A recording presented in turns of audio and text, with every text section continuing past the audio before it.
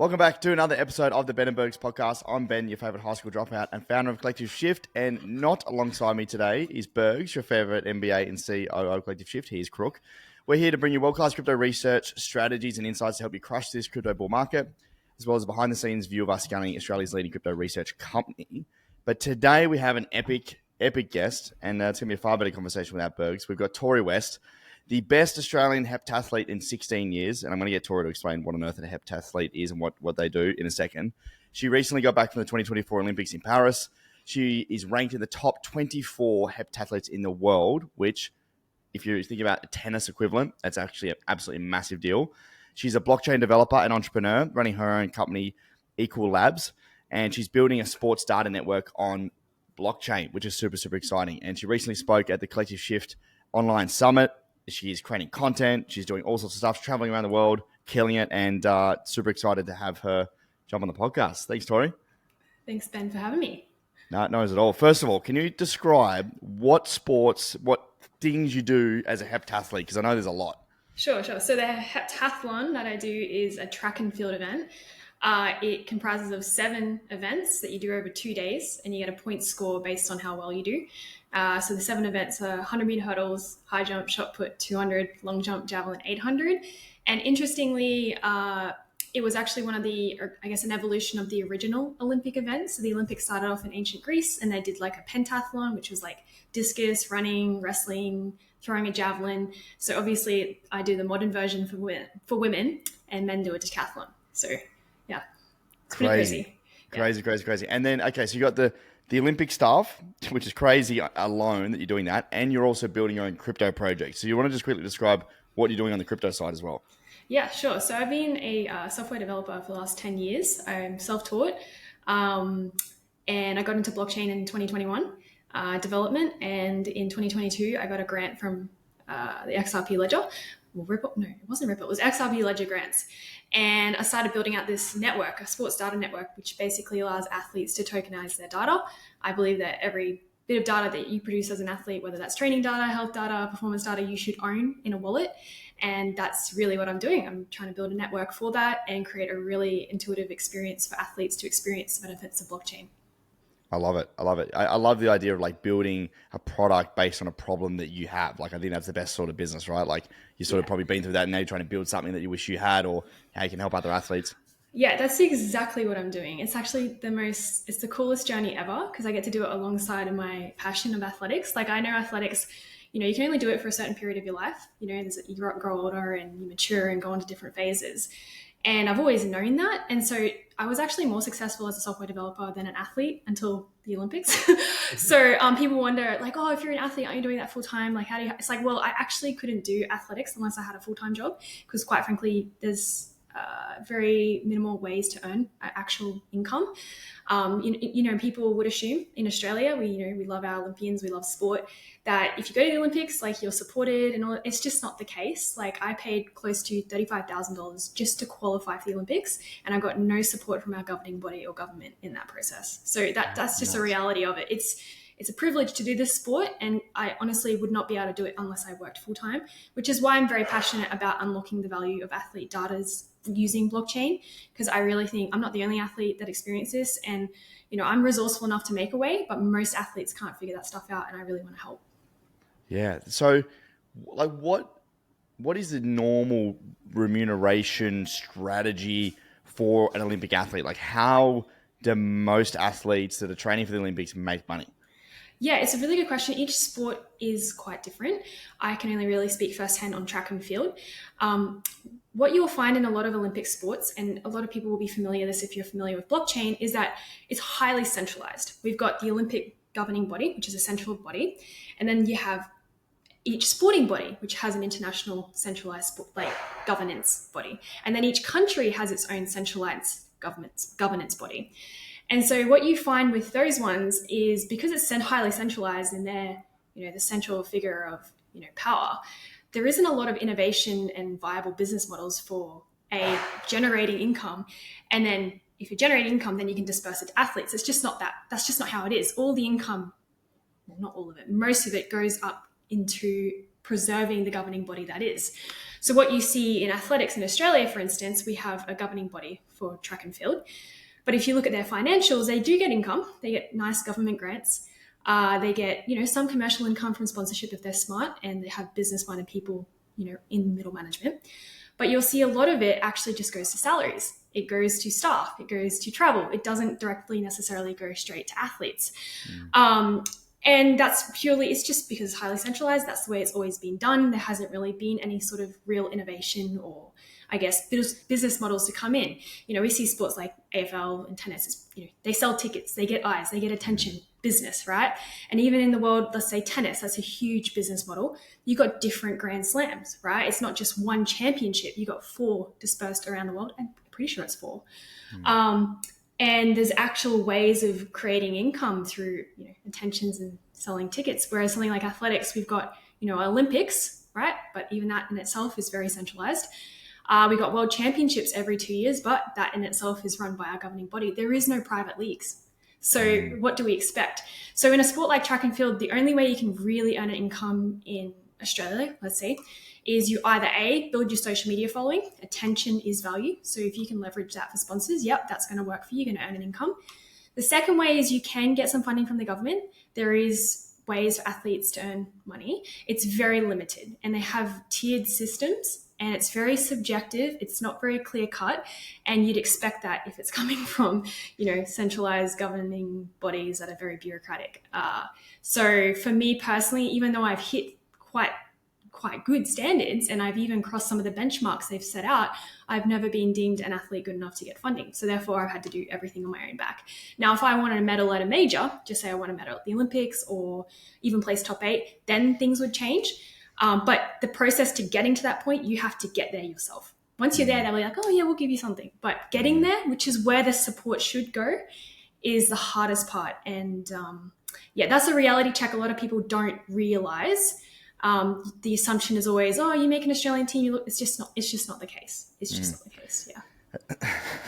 That's such a good insight. Like, I think, not gonna lie, I probably watch track and field once every 4 years, right? Which is in the Olympics. Probably, same for a lot of people.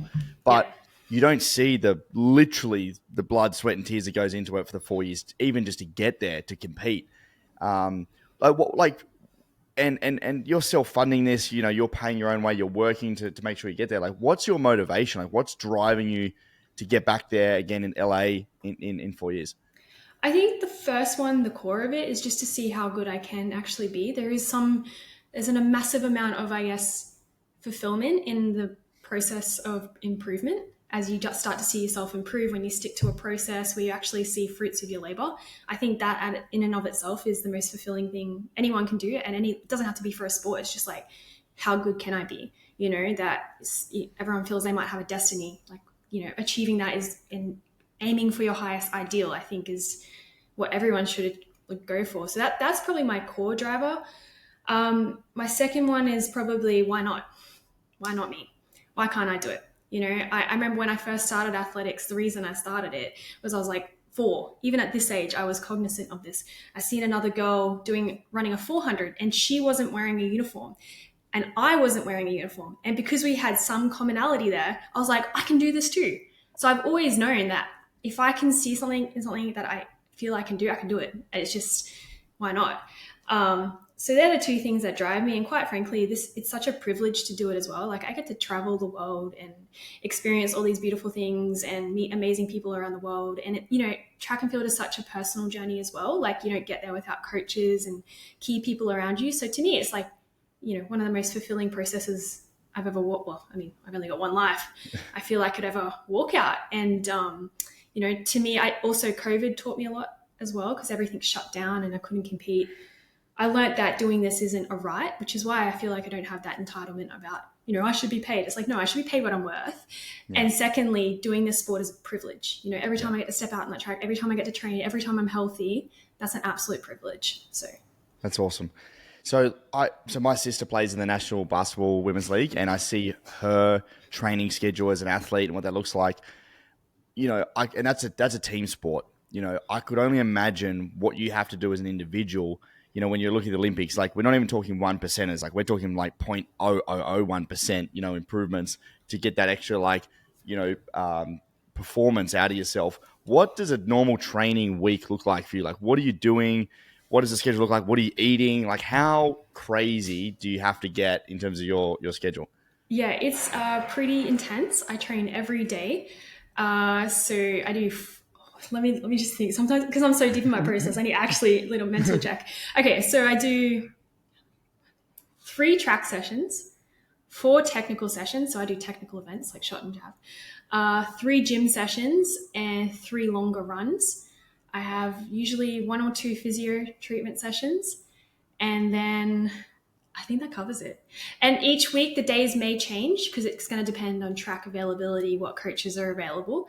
But I would say I train close to 32 to 34 hours a week on the track, Wow. in the gym. Like that's how much I bank. And then in my off season, I'm also working 30 to 40 hours a week. So it's pretty big load. It's intense. And I've had to get to this level to make the Olympics, that saying like 10,000 hours, like it literally was that. I worked it out over time because I started this properly at 21. It's been close to 10,000 hours dedicated to the sport to get to the Olympic level. That's nuts. And are you building this schedule with your coach literally for the Olympics, or you've got like mini schedules towards, tournaments and stuff you're coming up? Yeah, so for a heptathlon, ideally you only want to peak 2 to 3 times a year because it's such a difficult event. You've got different energy systems. I can't just compete every weekend like a basketballer or a sprinter. I really do have to work on my peaking and periodization well, and I trust my coach to do that. So we always try to peak for majors. So the majors being Olympics and World Championships. Olympics is every 4 years, World Championships is every 2 years, and then Com Games is every 4 years. So each year there's something. For me, the second comp I try to peak for is the Australian Championships. So that's where you go the best in Australia. And then one other meet in Europe as well. So Europe is usually where they have the best competitions for my event. Australia is a bit average, to be honest. But you go over to Europe, you verse the best, and the meets are actually gold standard. Like it's excellent. So just 2 to 3 times a year. And is your coach, how does he get paid? Do you pay him basically out of the money you're making from your full-time job? Does he work on I assume he's not volunteering? No, definitely not. So I have 2 coaches. I have a head coach, Eric Brown, and I pay him to coach me. And then also, if I do well and I get a bonus at a competition or I get a major sponsor, there's a percentage that goes to my coach as well, because quite frankly, I wouldn't be where I am without him. Yeah. And then also I've got a second coach, Sam Leslie. So he started off as my physio and he sponsored me as my physio. So he just gave me free treatment and really looked after me at competitions. Eventually, he became my running coach because I kept breaking down, kept injuring myself. And he said to me, I want to stop fixing your injuries. I want to start preventing them. Let's fix this. And so now he's also one of my coaches and steps alongside Eric in a lot of my events, and they work really well together. Now, Sam, he more so sponsors me. He's probably been more of a giver than anything because he's had his own business, and he's actually, through the years, he's been a huge support. So, but I do want to shift that. I'm probably not in the position right now, but certainly in the next 12 months, I want to shift it where both Sam and Eric are getting paid, a decent amount for what they do for me because, the results are starting to show, and I really want everyone to be looked after. That's awesome. I love that. And for you, in terms of income from your athletics, are you doing, where is that coming from at the moment? Is it sponsorship? Is the content play, a strategy? Yeah. So in the last 12 months, so the Olympic year, I funded most of that with my own income. So, obviously running software, doing software projects, also making a bit of money off crypto. That always helps as well. I remember in 2021 that funded my athletics for a year, which felt pretty good. But I got a big tax bill and I sucked that. I didn't expect that. But anyways, that was really cool. But then also in my 2024 Olympic year, I had planned to do a certain amount of competitions to qualify for the Olympics. And there was one competition there that I didn't expect to go to, and it was Germany. And so I did need a bit of extra cash to go to that. And BTC Markets actually sponsored me for that, which was a huge help. So that was my first sort of, cash sponsorship that was perfectly aligned with the person that I am, to be honest. I was very grateful for that. And then, this year I'm currently unsponsored. And the reason for that is because I'm going hard on my own company. I sort of want to leverage my own personal journey for the stuff I'm building. And I don't really want to feel like well, we'll see. I'm always open to opportunities. You know, I always like that idea you attract what you put out. Yeah. But for now, yeah, I'm just going hard on content. You know, building personal brand, getting attention is super valuable. And so far it's working out really well. I think I'm nurturing about 1.1 million views on TikTok. That's insane. Posting content, sharing my journey, just being super authentic, and people love it.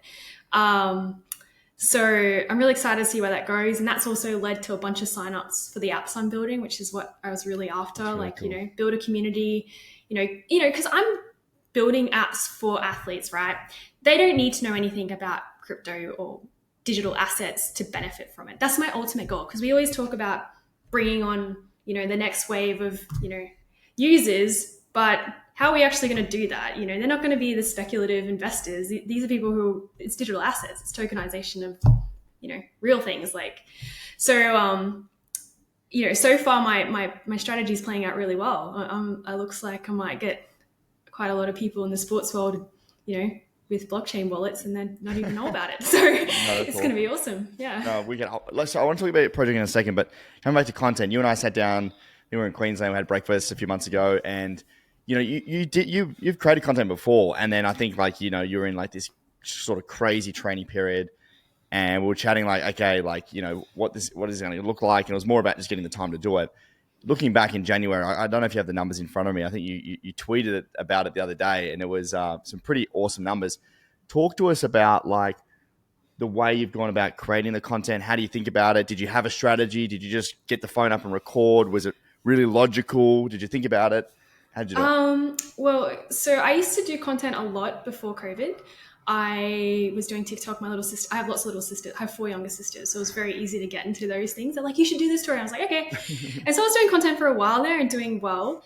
But then COVID sort of was just such a weird time of the world, and like everyone was very polarized, and I didn't really want to play into that. So I really took a lot of time away to do self-reflection and just live my life, I guess. I feel when you're young and you sort of get a lot of views and whatever, it can take you into this dopamine high that can be unhealthy. And I started to identify that in myself. I was like, I don't know if I really like this. Like, it's not sustained. Anyways, bit deeper.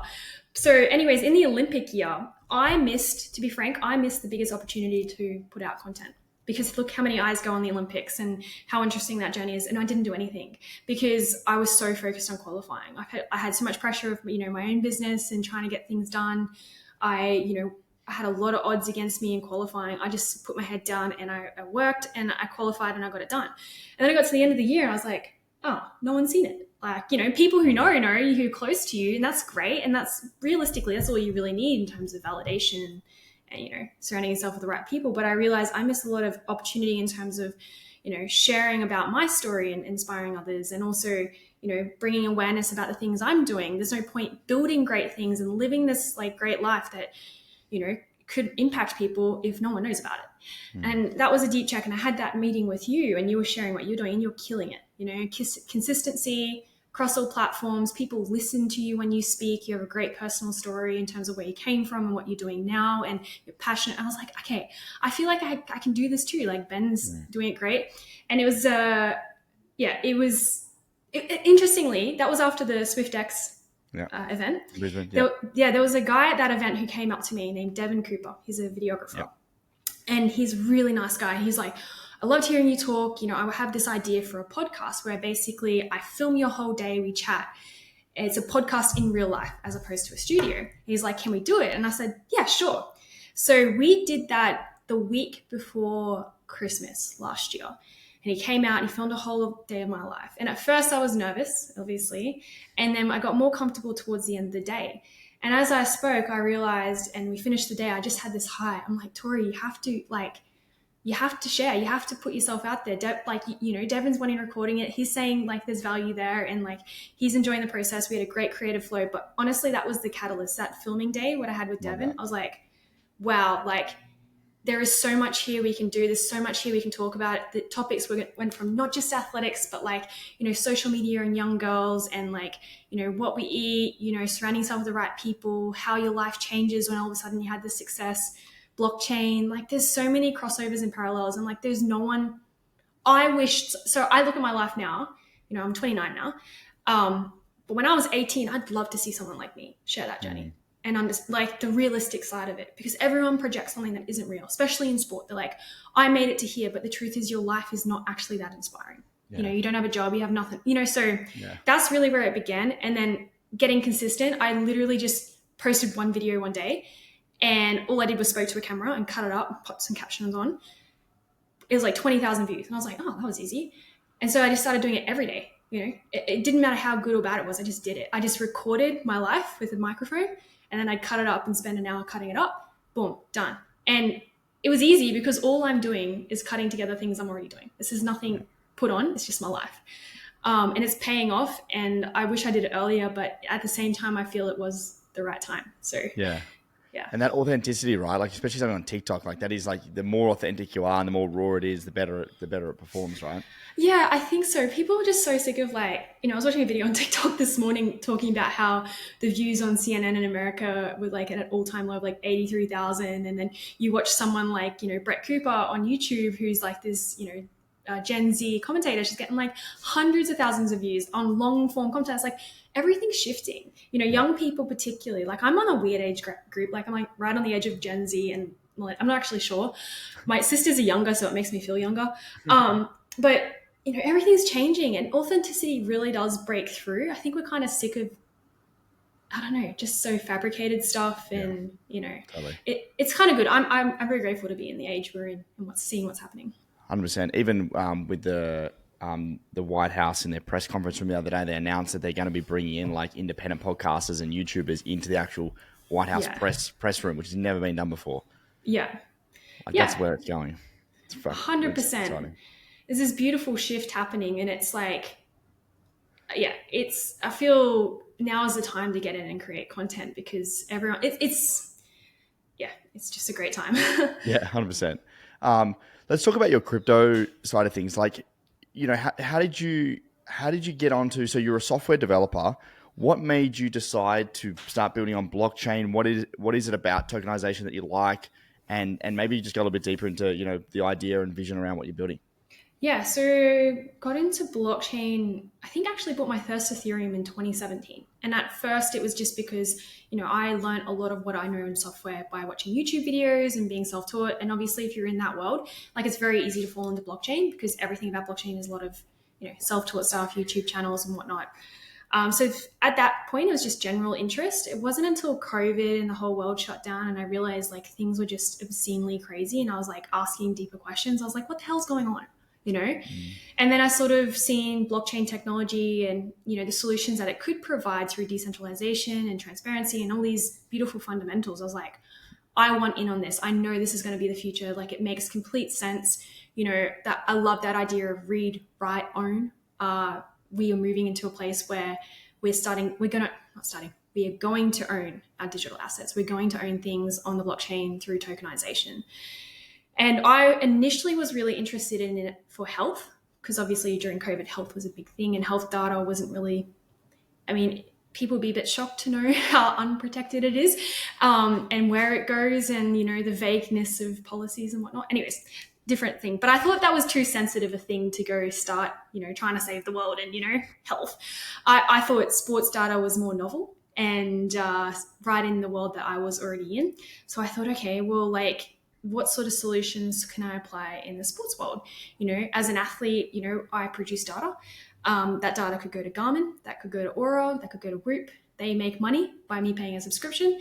They also make money by selling that data and keeping that data and storing it in their centralized servers. But if I produce that data, shouldn't I own it? Shouldn't I be able to take that away and do what I want with it?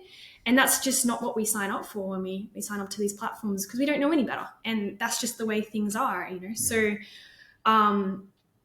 that gave me sort of the inspiration for this idea that, okay, how can we create these experiences where every bit of data I produce, I own? And if there is value unlocked of that data where, someone's making money off it, I get a kickback as well. And in my head, I think the only way we can do that properly is using blockchain technology. And it's as simple as tokenization and building a user experience where people don't know it's blockchain to benefit from it. So yeah, that's how I got into it. And in 2021, I got the grant from XRPL grants. The reason I picked the XRP ledger initially was because of fees. it's very hard to sell tokenization on Ethereum with fees and whatnot at that time when I was developing. And the XRP ledger, there was a great value add in that sense. However, I'm not exclusive to that. I think there's many different solutions. I'm blockchain agnostic, to be honest. So I just have a problem. I want to solve it. And I think there's many ways that we can do it. And we work it out as we go. So. And I guess in your situation, like you're building an application where, your users that will use that application, probably most of them have no idea about blockchain or crypto, right? No. In fact, I've had to abstract away most of that terminology from the apps because as soon as you say blockchain or anything like that, people go, oh, money? Am I going to make money? And I'm like, no, I don't really want to educate you on, go talk to Ben if you want to go invest. It's not for me. I'm not trying to play into that speculative space. And it's a really challenging thing we're trying to do because there isn't really any good examples of non-speculative consumer apps. With blockchain integration. So it really is a first of its kind, and it's taken a long time to, I came into it with a lot of zeal with little understanding, to be honest. Like, I had this idea, it's going to solve, but, you got to know where the market is and what they're ready for. And to be honest, like I think crypto lacks consumer applications in general. Like the most successful applications in crypto are like layer one blockchains, and, you had Polymarket and like Pump.fun. Like they're like, and again, Polymarket, in my opinion, is probably the most utilized, consumer application that we have in crypto. But again, it's still like kind of like a betting market in the end of the day. Like it's still finance. Yeah. What you're trying to do is like sort of decentralized data for sports athletes, which I assume is probably very difficult to try and market and onboard and get moving. Yeah. Yeah. There is it's sort of like the way I've viewed it and how I'm doing it is like I'm building a Web3 project that's sort of like a Trojan horse. The Trojan horse being a Web2 app, right? So it's like it's in the middle of that, and like I'm doing it with good intention. Where Trojan horse usually thought of a bad thing, so that's been the real challenge of it all. And so far, like we haven't released yet because we've had a long journey to get to release. We did get an ASIC exemption to launch, which is a huge deal. We got the first of its kind to do in Australia. To be honest, Australia has little to no incentive to launch here. It's crazy, but I'm pretty stubborn and I just want to get it done. And once we launch here, we'll go international. But it's, oh my gosh, I reflect on it. I'm just like, what was I thinking? But I'm so deep in now. I just got to, I will finish. But honestly, I'm really excited now that I've got the content stuff up too. It makes it so much easier to actually educate people when you've got a personal brand behind it, 100%. Talking about it in their language. Yeah. So in a way, everything's sort of, I feel, worked out exactly as it's supposed to. And awesome. I hope to be the first successful example of a non-speculative consumer app launched in Australia. So that's awesome. Well done. Like I know how hard it is to build in crypto, and a startup as well is just so hard. And then you add the two together and you're just on absolute God mode to try and like pull it off. Yeah. And then try compete at an Olympic level. And you're an Olympian as well. It's ridiculous. I don't even know. I realize I'm a little bit crazy. Like I was just like, what the heck am I doing? Honestly. But, where's your social life? Like, do you have time outside of all of this to like see friends or like, Nah, not really, Not really. I really, well, my social life is training. So when I see athletes, and it's also TikTok now, the comment section. That's why I try to go to Upside every once in a while just to talk to people and stuff. But to be honest, I feel like there's periods and seasons in your life where you got to isolate, especially when you have a very grand vision, because, it's like a baby. You got to protect its space and make sure, you haven't got the wrong influences. And also for me too, I can't do what I do, especially on the physical side of sports, unless I protect my energy. So I've had a super high level of accountability. If I start letting things slip and I, just dropping the ball, it shows. I can't perform, I can't. So, and in a way too, athletics actually makes me better at the startup stuff as well, because I'm very conditioned to setbacks. I'm very conditioned to failure. I'm very conditioned to working hard. And so people are like, oh, I don't think you can do it. I'm like, no, the reason I can do both is because I do athletics. That keeps me accountable to the nth degree. Yeah, it's persistence, right? It's consistency. Like it's like just like a startup, there's a number of setbacks, constant problems, very little wins. Probably the same with athletics, right? When you're battling to try and get on the track, and you may not be having a good week or a good month or a good year. Yeah, you gotta stick at it. Definitely. Athletics is a sick game. There's 8 lanes and 1 minute winner, but you go into every race thinking you're going to win. Like, Yeah, that's the that's sort of crazy. mindset you got to have. And so that's why I'm not really afraid of startup world, because I think, well, try running a race in front of 80,000 people in a stadium. Like, That you waited you 4 years and that you trained for waited 4 years for. for. Exactly. I like, startup That's world is nuts. nothing. That's nuts. Yeah. Well, I just back to like you raising money, or the grant from XRP or the Ledger or whatever it was. How do you think about that in terms of like do you have a token, or is that like an equity piece? Like, are you looking at doing a token down the track? How do you think Yeah. about like runway and all that sort of Yeah, stuff? definitely. So it's a really good question. I wasn't gonna raise, to be honest, but I decided in the last 2, 3 months that I would. Yeah. So we're literally just beginning that Oh, process. okay. So Cool. when I Yeah. first got the grant from the XRP Ledger grants, that is equity free. So Hmm. they obviously are interested in building apps on Nice. the Ledger, because that Yep. helps build the value of the Ledger through transactions and Yep. innovation and whatnot. So everything we've done up to this point has been equity free. And then because the company is also a software development company, I also get work by doing contracting jobs. Oh, So nice. therefore we Yep. do development as well. So it's Yep. been multi-pronged. So I've always thought of the company as actually I guess, a machine that develops apps. And then Mm. now we're transitioning to, okay, we have the apps, we're building audience. All right, it's morphing. So Yep. we're raising at the moment to, well, we don't have a token yet. We have a utility token, right, within the app. So, Yep. but it's not a speculative token. This won't be available on decentralized exchange. It's not going to be something that be traded. Yep. That crosses too many lines for us when Yep. it comes to our ASIC exemption and also Yep. what our bottom line. I don't Yep. feel that's what our business model will be. Yep. I'm not going to rule it out in the future, but right now, no. Yep. So we are raising to get that go to market process Yep. smooth, and also get this content creation. I have this big vision to, obviously, we're having a lot of success with documenting on TikTok in a very, easy way, but I want to document, nationals and competitions overseas and sort of tell a story with Yep. data through my own personal story. Because it's one thing to build a product, but if you can build a product with an emotional connection, you win. Mm. You Yeah. win. 100%. So I've realized, the value of that. Sorry, I interrupted. So no, I interrupted. I think founder-led content as well is so powerful because you get that, as you said, that attachment to the brand, and also some of the best businesses in the world don't have the best product, but they have the best marketing. Like you can create Yes. great content, great marketing, and that's what attracts customers. You can have the best product in the world, but if no one knows about it, no one's going to use it. So I totally agree. Yeah, exactly. But I want to do both. I want an excellent product and an excellent marketing, because I'm Yeah. a multi-eventer and I want to win everything. So we're raising because I realized, like, part of me always wanted this to be very community driven and, like, what's it called when you just put in your own money? I forget what the word is. Bootstrap. Bootstrap. I Yeah, really yeah, wanted to do that, but I yeah. realized sort of the ambition I have. Like, Hard. ultimately, I want to be the digital asset provider for the 2032 Olympics in Brisbane. Yeah, Like, that's the love big that. goal. That's a Yeah, big vision. I can't do that alone. I can't get to the Olympics alone. I need a coach. I yeah, need people around me. yeah, So I'm looking for, I've realized now, I don't just want to race for the sake of having runway. I want to race for the sake of having a team. I want yeah. to build this amazing sports data network that changes the sports game and opens up value that hasn't been there before. So, Yeah. um, so yeah, that's where we're at the moment with that, which is Yeah. exciting.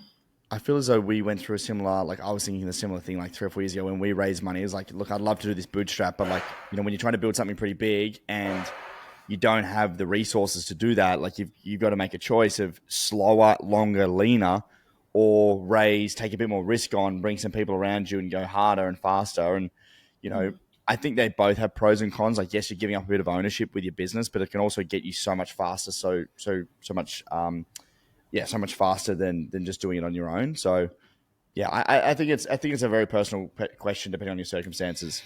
Yeah, definitely. And I feel like this was going to be the right way anyway. Because I don't, like, the other thing too with with everything is I don't want to, I'm doing something I've never done before. And I Yeah, think it'd be a bit foolish of me to just say, I know everything, I'm going to do it. It's like, no, I actually want key players. I want the best around me to figure out how to do yeah, this well. I want investors that, have gone to this market before and, can save us time. And because I learn and grow too, there's value in me, is like, there's yeah, growth, and then we can provide a better solution to what we're trying to do. So it's taken a while to get to this point. I feel like I was a little bit stubborn, but I realize now, like, yeah, this is what we need to do. It's not what we need to do, it's what I want to do. yeah. And yeah. Love that. Final sort of topic I want to talk about is around just crypto in general, and you personally, how you think about crypto. What are you excited about? Any areas you're investing in, or you have held for a little while. Like, are you all in on Bitcoin, or you're all in on XRP, or like, are you a bit of everything? How do you think about crypto and like long term? Yeah. I used to be all in on XRP, to be honest. I started off with Ethereum and then Bitcoin Cash. And then I made enough money in a day off Bitcoin Cash in 2017 to buy a drone. And then I crashed the drone and I was so devastated. But then I was like, oh, it's okay. I'll just get back in. And then, I learned about XRP because I was really interested in how the world money system worked. I always thought, we got the gold reserve. We're going to shift, all fiat currencies fail, that sort of thing. But nowadays, I'm not all in on XRP. Bitcoin and Ethereum, I think, are always going to be your kings. Going back into Bitcoin is really important. The way I operate now with crypto is I don't have the mental capacity to trade. I'm not a trader. Okay. Yeah. I accumulate over speculate. Yeah. I don't ride the waves. Like, I have friends message me, oh, you didn't sell yesterday. I was like, I didn't realize it went down, because I just don't really look as much anymore. I have so much on in my life. I can't do it. So I accumulate things that I know make sense. Bitcoin, Ethereum, of course, XRP, because I have built on XRP. I also like real world tokenization projects as well. So Proppy is one I really love, tokenizing real estate. Sui, got in on Sui. Another one was Render. So I sort of invest in things that align with things that make sense in the world that I build and I work in. And I hold, and like, that's about it. I'm not a trader. So it's not the way I work. What advice would you give to anyone that's looking to like get started in crypto in terms of like building their own project, or like wanting to start in blockchain, or even anything like, obviously you're training full time, like even any tips of like starting a side hustle, like how you manage all of that? Wow, what tips? Follow your passion, because what really tugs your heartstrings, because that's going to get you through the hard times, because I can guarantee there's going to be a lot of dry times, like really bad dry times where it's like you're delusional to keep going.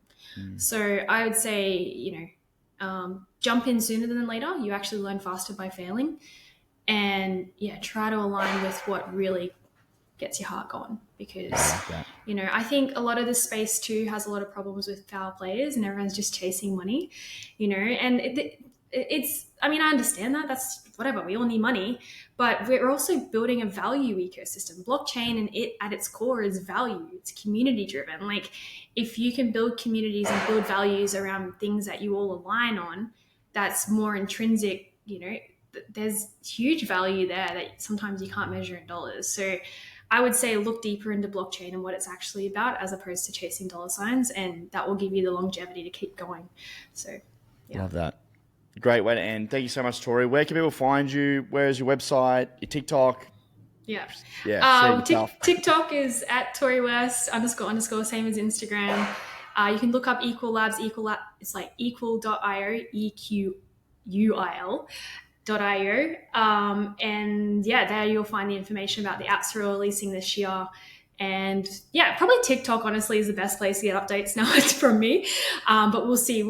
As we raise and, we get a content team, we'll see what we can do to get more of a community involved.